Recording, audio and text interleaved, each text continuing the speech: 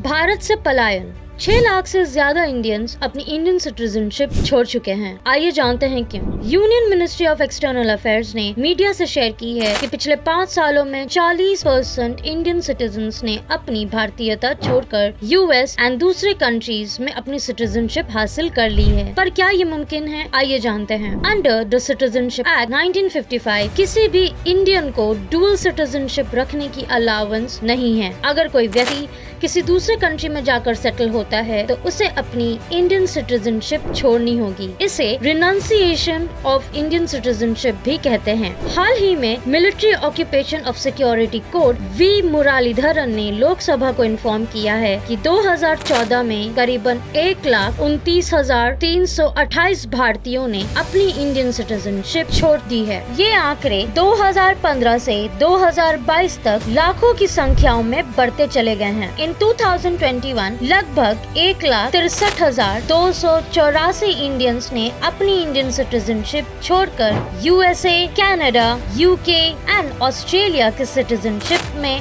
Renounce कर लिया है, जिससे इंडियन के पर कैपिटा इनकम पर काफी असर हुआ है। सूत्रों की माने इस लिस्ट में सिर्फ हाईली स्किल्ड इंडियन स्टूडेंट्स और इंडिविजुअल्स नहीं बल्कि इंडियंस जो अल्ट्रा रिच है वो भी दूसरे कंट्रीज के सिटीजनशिप को बाय कर रहे हैं। इसी वजह से एक नई तरह की स्कीम जिसे गोल्डन वीजा भी कहते हैं काफी पॉपुलर हो रही है। इस गोल्डन वीजा स्कीम में जो उच्च श्रेणी के अमीर लोग हैं वे दूसरे कंट्री के रेसिडेंट्स और सिटीजनशिप में इन्वेस्ट कर रहे हैं, जो उन्हें लॉन्ग टर्म बेनिफिट्स देती है और एक परमानेंट सिटीजनशिप प्रोवाइड करती है इन अदर कंट्री।